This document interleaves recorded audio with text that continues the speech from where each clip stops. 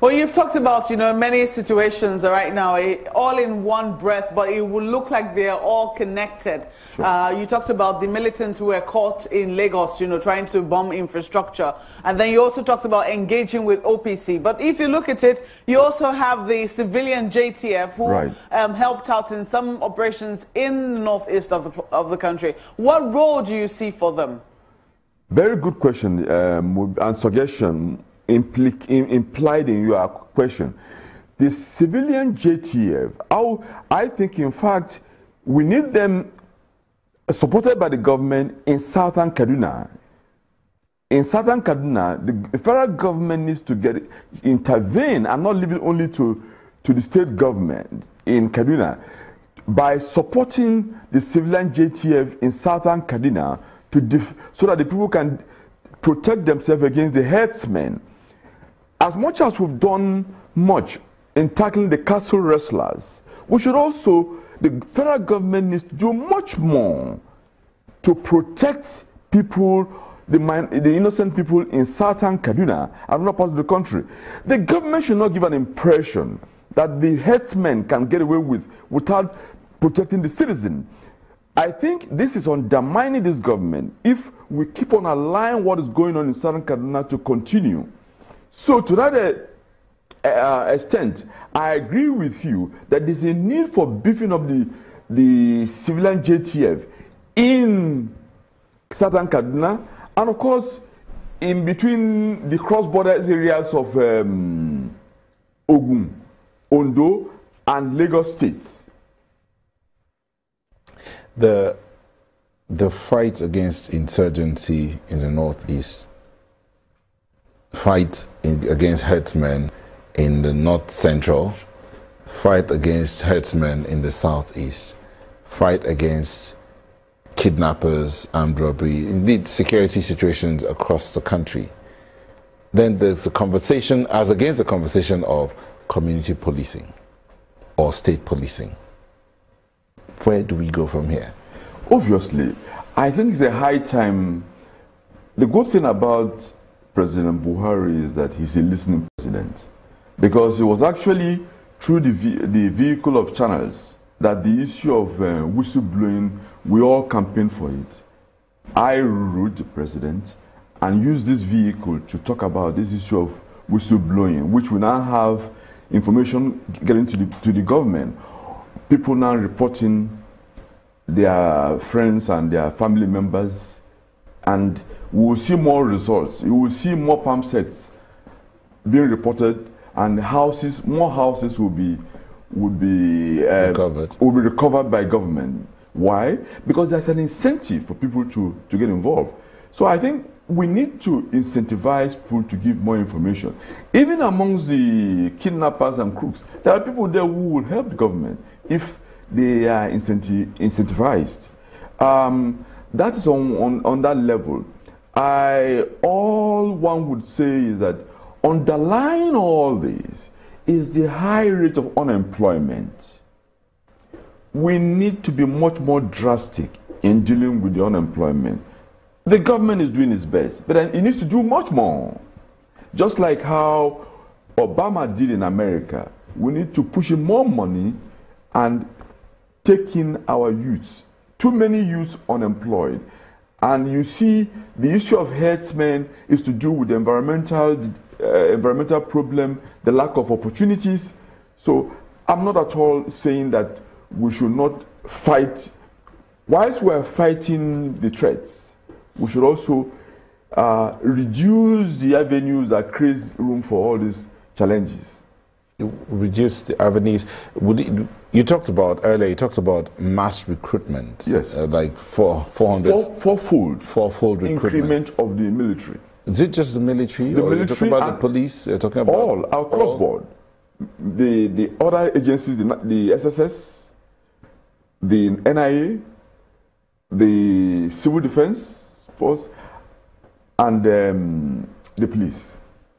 But recruiting to, when they recruit, there are those who are concerned about the curriculum, the training curriculum. It has not changed in decades, and it doesn't look like it's in line with what's obtaining now on the international stage. So when they recruit, when you finish recruiting and you're teaching them the old techniques, how will that work out going forward? No, I think it will be unfair to the services. For example, the military, the Nigerian Army, I know, the current officers are better trained than I am. And they're better trained than, and myself was better trained than Buhari's or Obasanjo's set. So I don't think, in terms of the quality of training, the boys, what has been lacking really is that there were some undue politicians' interference in the recruitment of people or people going into the Defense Academy, and interference with people allowing kids of the rich not to be properly groomed. But in terms of the techniques and the style and standards, the training in the Nigerian Army and the Navy, Air Force is getting is as good as any.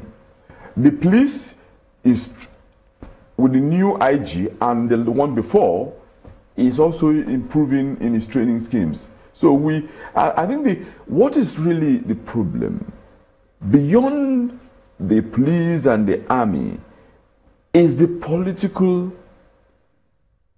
restructuring to facilitate these chaps to be much more to perform better.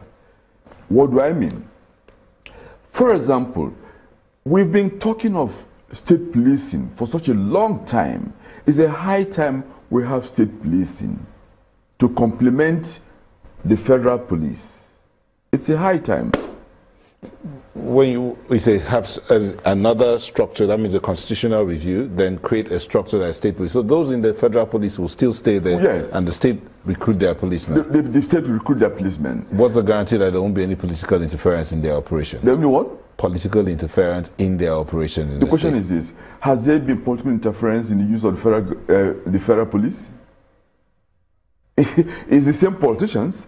If by implication you are saying that the federal government is interfering with the operation, no, you just said it here that the issue of political interference is what's stopping them from doing their work as they should. No.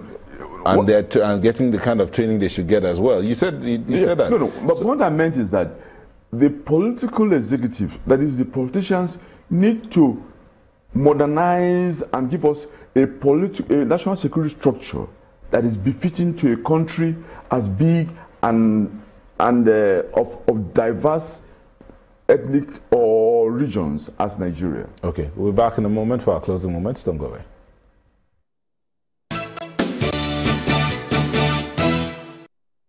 Today is the last day, well, the last weekday in the year 2017.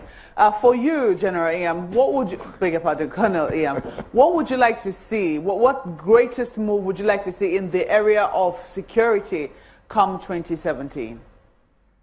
I think, I thank God that we're entering the new year. I think that Nigerians should be more supportive of the federal government's efforts on the two wars: war against national security, challenges, and war on corruption. Okay. Well, what about the issue of employing more technology in 2017, like using drones for patrolling the Niger Delta and the Northeast, and then CCTVs in our cities?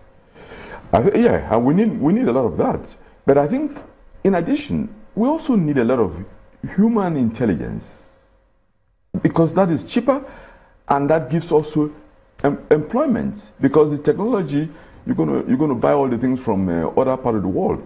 But I think we need human intelligence. A lot of our youngsters, graduates, very intelligent kids, some of them are doing things like 419 and all that. They can become the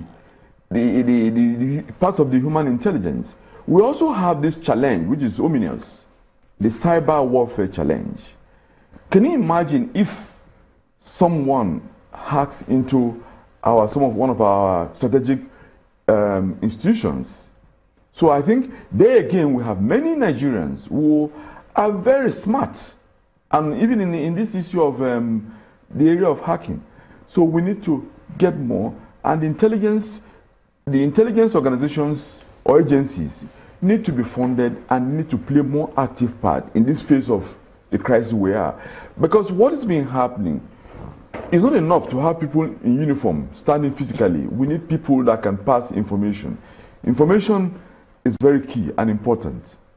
Thank you very much, Security Consultant, retired Army Colonel Tony Nyiam. Thank you for speaking with us. Thank you, and thank you, Mope. And that's our show for today. I want to thank you for letting us be a part of your morning. Indeed, this is the last edition of the show for the year 2016.